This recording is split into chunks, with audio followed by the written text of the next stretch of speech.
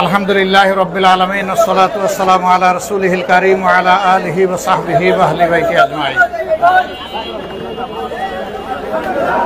এই এলাকায় আপনারা যুগ যুগ ধরে বসবাস করে আসছেন। এই এলাকা সম্পর্কে আমার চাইতে আপনারা বেশি অবগত। আমার চাইতে এই এলাকায় আপনারা বেশি অবগত।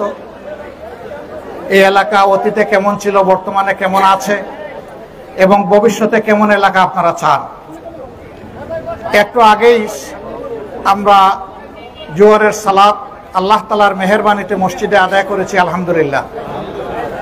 সেখানে আমরা সমাজ সম্পর্কে অতি সংক্ষেপে দুটি কথা বলেছি। আমি বেশি কথা বলবো না, প্রচণ্ড রোদে আপনাদের কষ্ট হচ্ছে। খুব সংক্ষেপে 3-4 মিনিট কথা বলে আমি আমার কথা শেষ করব ইনশাআল্লাহ। আমরা এই দেশে জন্মগ্রহণ করেছি, আমরা আল্লাহর শুকরিয়া আদায় করি, আলহামদুলিল্লাহ। আমরা কেউ আল্লাহ তাআলার কাছে দরখাস্ত করে এখানে আসিনি। আল্লাহ তাআলা নিজেই ভালোবেসে আমাদেরকে এই দেশে পাঠিয়েছেন। এমন একটি দেশে আল্লাহ আমাদেরকে পয়দা করেছেন, যেই দেশের মাটির উপরে সবুজ আর রূপালীর একটা চমৎকার সমন্বয়। পানিতে সম্পদে ভরা, মাটিও সম্পদে ভরা। মাটির উপরে সম্পদ, মাটির নিচে সম্পদ। শুধু দুর্ভাগ্য আমাদের যে যারা এই সম্পদের সদ্ব্যবহার করবে এবং জাতিকে যারা চালাবে, তাদের চারিত্রিক সম্পদের অভাব।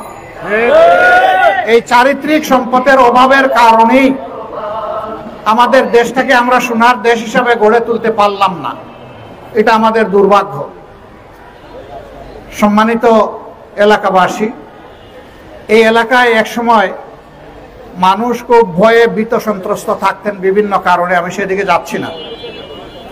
আমরা আর আগের কালো দিনগুলোতে ফিরে যেতে চাই না। সামনে আমরা আলোকিত দিনের অপেক্ষায় আছি, যেখানে মানুষ গড়েও নিরাপদ থাকবে, চলাচলের সময় নিরাপদ থাকবে এবং আলহামদুলিল্লাহ তার কর্মক্ষেত্রে, ব্যবসা হোক, সার্ভিস হোক, যেখানেই হোক, এমনকি আমার রিক্সা চালক ভাই, সে নির্বিঘ্নে তার রিক্সা চালাবে। তো সেরকম কোনো মানুষ যদি বিপদে পড়ে, তাকে সাহায্য করবেন, তারও 2 টাকা উপার্জন হবে। বাসায় 2টা কচি মেয়ে স্ত্রী অপেক্ষা করছেন। রাত গেল খবর নাই, ঈদের দিন পর্যন্ত খবর নাই, পরের দিনও খবর নাই। তারপরে দূরে এক জায়গায় তার লাশ পাওয়া গেল। তার গাড়িটারও খবর নাই। কি অপরাধটা তার ছিল? সমাজ তাকে কি নিরাপত্তা দিতে পারলো? সমাজ ব্যর্থ হলো নিরাপত্তা দিতে। দেশে যখন কোনো সরকার থাকবে, তখন সরকারের দায়িত্ব হচ্ছে তার জনগণের 3টা জিনিসের নিরাপত্তা নিশ্চিত করা। একটা তার জীবন, দ্বিতীয়টা তার সম্পদ, তৃতীয়টা তার ইজ্জত। এই 3 জিনিসের নিরাপত্তা যে সরকার বিধান করতে পারবে না, এটা একটা ব্যর্থ সরকার, এটা দুঃশাসক, এটা ভালো শাসক হতে পারে না। আমাদের দেশে শাসকরা কি করে? ক্ষমতায় যাওয়ার আগে বাপ ডাকে হাতে ধরে, পায়ে ধরে, এমনভাবে অভিনয় করে যেন মনে হয় যে একেবারে মায়ের পেটের সহোদর ভাই। কিন্তু যেই ক্ষমতায় গেল আর চিনে না, জনগণকে ভুলে যায়। আবার 5 বছর পরে এসে হয়তো মাথায় টুপি দিবে, জিতা মানুষের কবর জিয়ারত শুরু করে দিবে। একবারে ক্যান্ডিডেট গিয়ে বলছে, ভাই তোমার সাথে পরে কথা বলবো, আগে তোমার আব্বাজানের কবরটা জিয়ারত করে আসি। তো লোক বলতেছে, আমার আব্বাজান তো এখনো জীবিত। ওই তাইলে বোধহয় আমি ভুল শুনেছি। মানে সব গুল্লার উপর দিয়ে মেরে দিচ্ছে, গুল্লাছুট। আমাদের এই গুল্লাছুটের রাজনীতি থেকে এই দেশকে আমরা বের করে আনতে চাই। রাজনীতিবিদরা মুখে যে কথা বলবেন, বাস্তবে ময়দানে সেইটা তারা বাস্তবায়ন করবেন। 53 বছর পর্যায়ক্রমে অনেকেই দেশ শাসন করেছেন। আমরাও একসময় একটা সরকারের একেবারে ক্ষুদ্রভাগে অবস্থান করেছিলাম। আমাদের সময় সব কাজ ভালো হয়েছে আমি এটা বলবো না, আবার সব কাজ মন্দ হয়েছে এটাও আমি বলবো না। তবে সেই সময় আমাদের কিছু সুখ্যাতি হয় নাই, কুখ্যাতি হয়েছিল। পরপর 4 বার বাংলাদেশ একটা বাজে কাজে 1 নম্বর হয়েছিল, চ্যাম্পিয়ন হয়েছিল। আমি ওই নামটা নিতেও আমার লজ্জা করে। কিন্তু আপনারা সাক্ষী, আল্লাহর মেহেরবানি, জামাতে ইসলামীর 2 জন শীর্ষ দায়িত্বশীল, আমির মৌলানা মতিউর রহমান নিজামী, সেক্রেটারি জনাব আলী আহসান মোহাম্মদ মুজাহিদ, তারাও মন্ত্রী ছিলেন। 2 জন মানুষ 3টা মন্ত্রণালয় পরিচালনা করেছেন।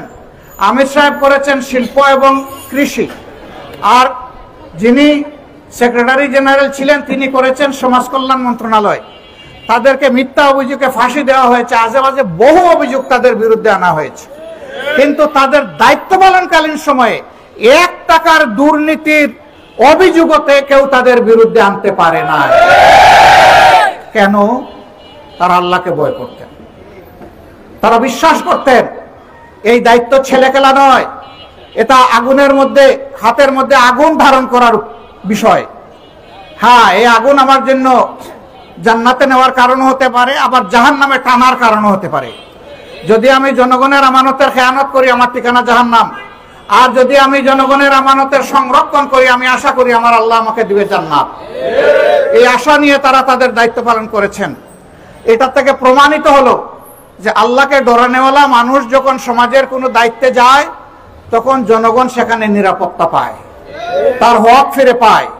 আমরা বাংলাদেশকে সেই রকমই একটি দায়িত্বশীল রাষ্ট্র হিসাবে আমরা গড়তে চাই, যেই রাষ্ট্র হবে দুঃশাসন, দুর্নীতিমুক্ত, যেই রাষ্ট্রে কোনো ধরনের বৈষম্য থাকবে না, যেই রাষ্ট্রে মা বোন ভাই সবাই মিলে গড়ে চলাচলে এবং কর্মক্ষেত্রে সব জায়গায় তারা থাকবেন নিরাপদ। যেই রাষ্ট্রের তরুণ যুবকেরা লেখাপড়া শেষ করার পরে সার্টিফিকেটের বান্ডিল বগলে নিয়ে এই দফতর থেকে ওই দফতরে চাকরির জন্য হন্যে হয়ে ঘুরাবে না, বরঞ্চ সার্টিফিকেট তার হাতে আসবে, তার সাথে একটা কাজও তার হাতে চলে আসবে। আমরা সেই শিক্ষা ব্যবস্থাটাও গড়ে তুলতে চাই। আর শিক্ষা জাতির মেরুদণ্ড, সুশিক্ষা যদি একটা জাতিকে দেওয়া হয়, সকল ক্ষেত্রে ভালো মানুষ তৈরি হবে। ভালো মানুষ যদি তৈরি হয়, ভালো জাতি আমরা গঠন করতে পারবো ইনশাআল্লাহ। আমরা এই ক্ষেত্রে কোরআনের ভিত্তিতে আপনাদেরকে দাওয়াত দিচ্ছি, আসুন সেই ভালো দেশ, সমাজ, জাতি গঠনের জন্য জামাত ইসলামী যে উদ্যোগ নিয়েছে, আপনারাও শরিক হন। একটা চাঁদাবাজ, দখলদার মুক্ত, দুর্নীতি দুঃশাসন মুক্ত, লুটেরা এবং ঘুষ মুক্ত, সুবিচারের, ন্যায় বিচারের একটা বাংলাদেশ গড়ার জন্য আমরা এগিয়ে যাই। আপনারা সবাই সহযোগিতা করলেই সেটা সম্ভব, সহযোগিতা না করলে এটা সম্ভব হবে না। আর যদি দুর্গতি এবং দুঃশাসন সমাজে থাকে, আপনিও ক্ষতিগ্রস্ত হবেন, আমিও ক্ষতিগ্রস্ত হব। এটার হাত থেকে কেউ আমরা রেহাই পাবো না। আমরা আর দুর্নীতির কালো গর্তে পড়তে চাই না। আমরা এখন দেশকে নিয়ে সামনের দিকে, আলোর দিকে আগাতে চাই। সেই আলো হোক কোরআনের ভিত্তিতে, আল্লাহ তাআলার খৌফ এবং ভালোবাসার ভিত্তিতে। জাতি, ধর্ম, দল, মত নির্বিশেষে সকল মানুষ অনাবিল শান্তির স্বার্থ পাক কোরআনের ভিত্তিতে। এ দাওয়াত আপনাদের কাছে আমরা পেশ করলাম আন্তরিকভাবে, দরদ দিয়ে, হৃদয় এবং কলিজার ভিতর থেকে। আমরা দোয়া করি আল্লাহর দরবারে কোরআনের এই দাওয়াতের আকর্ষণ, আসর আল্লাহ তাআলা যেন সমস্ত মানুষের দিলে পয়দা করে দেন। তাহলে দুনিয়া আমাদের ভালো, আখিরাতও আমাদের ভালো। দুনিয়া হবে শান্তির এবং সম্মানের, আখিরাত হবে মুক্তির এবং জান্নাতের। আল্লাহ রাব্বুল আলামিনের কাছে সেইরকম একটা সমাজ গড়ার প্রত্যয় এবং সহযোগিতা কামনা করে আমার কথা এখানেই শেষ করছি। আল্লাহ হাফিজ। বাংলাদেশ জিন্দাবাদ, বাংলাদেশ জামাত ইসলামী জিন্দাবাদ। আসসালামু আলাইকুম ওয়া রাহমাতুল্লাহি ওয়া বারাকাতুহু।